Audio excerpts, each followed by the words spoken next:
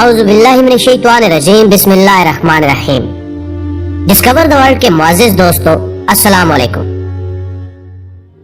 حضرت علی رضی اللہ تعالیٰ عنہ کی شخصیت ایک ایسی شخصیت ہے جن سے اپنے اور غیر تمام دانشور متاثر ہوئے بنا نہیں رہ سکتے، اور جس کسی انسان نے اس شخصیت کے گفتار و کردار اور اذکار پر غور کیا وہ خیر میں ڈوب گیا۔ یہاں تک کہ غیر مسلم ماہرین نے بھی جب حضرت علی رضی اللہ تعالیٰ عنہ کے اوصاف کو دیکھا تو وہ بھی دنگ رہ گئے، کیونکہ انہوں نے افکار علی کو دنیا میں بے نظیر اور لاسانی پایا۔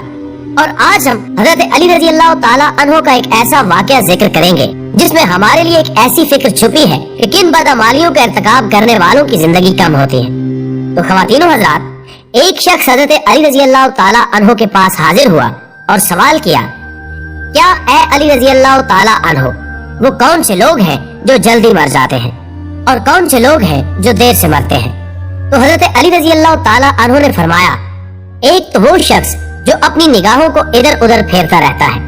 دنیاوی خواہشات اور لذتوں کے پیچھے بھاگتا رہتا ہے، تو وہ اپنی موت کو اپنے پیچھے مائل کرتا ہے اور اس طرح وہ بیماریوں اور پریشانیوں میں گھر کر مر جاتا ہے۔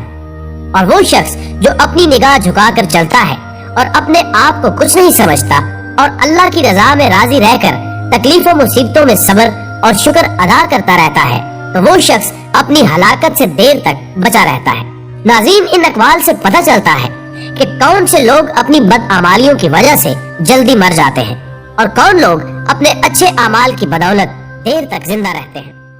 اسی طرح